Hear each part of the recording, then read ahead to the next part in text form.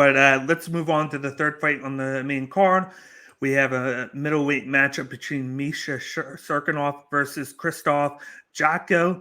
In this fight, Misha Cirkunov is coming in at 15-6 and is the plus 145 underdog, whereas Krzysztof Jotko comes in at 22-5 and is the minus 170 favorite.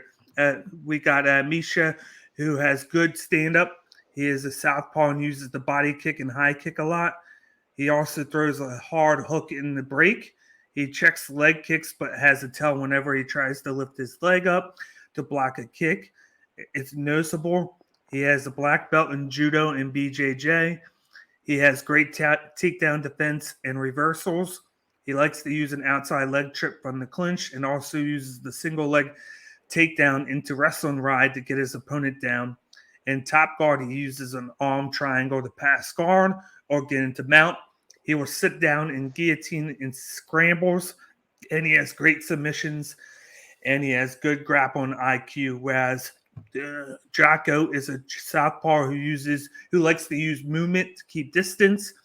He will throw the check right hook and lead uppercut when his opponent tries to close the distance. Also throws spinning back fists and game plans to keep his distance at all times. He uses body kicks and high kicks. He has nice dirty boxing and knees in the clinch, and he has good defense. He tends to dip his head when he goes into the pocket. He will lean back with his head in the air. He has a nice single leg takedown and will look for throws in the clinch. He likes to cheat the finish on his throws and isn't quick enough at times. He has good scrambles, but cardio is sometimes an issue in fights. He uses low volume, but will use defense to control opponents and get control time. And lastly, he tends to slow down, but is good through fatigue. Jim, what do you think of this fight? And then who do you have winning this? Yeah, this is a great matchup. Two guys who are well established on both feet and the ground. But when you look a little bit closer, in my opinion, Cirkunov is better in both areas. He's more active, at least in both areas as well. He throws more, he shoots for more takedowns, and he's more successful on the takedowns.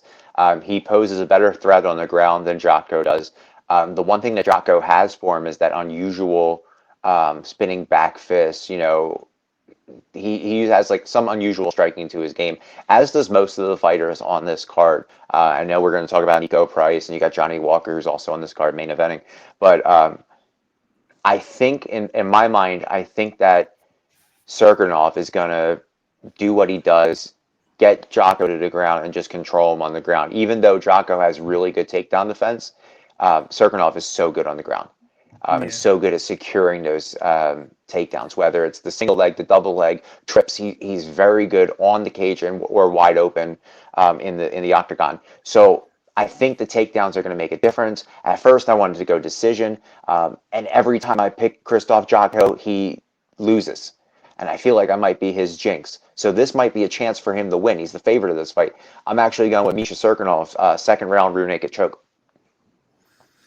You're going in the same warehouse as me. I think the Nice. big thing with this fight is the fact that Misha Cirkunov is moving down divisions from light heavyweight to middleweight.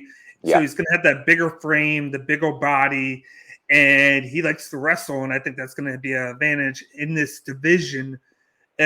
Whereas he started out well in light heavyweight and he was beating guys with the wrestle and takedowns. But then he was going up against bigger guys in the top 10 who were doing Yep. just about the same thing and had power. And he was losing to that. In his last fight, he lost to Ryan Spann. He did some good things, but then he got hit and finished later in that fight. I think Yep. after that, seeing what he was doing in there, he knew he was going to have to move down.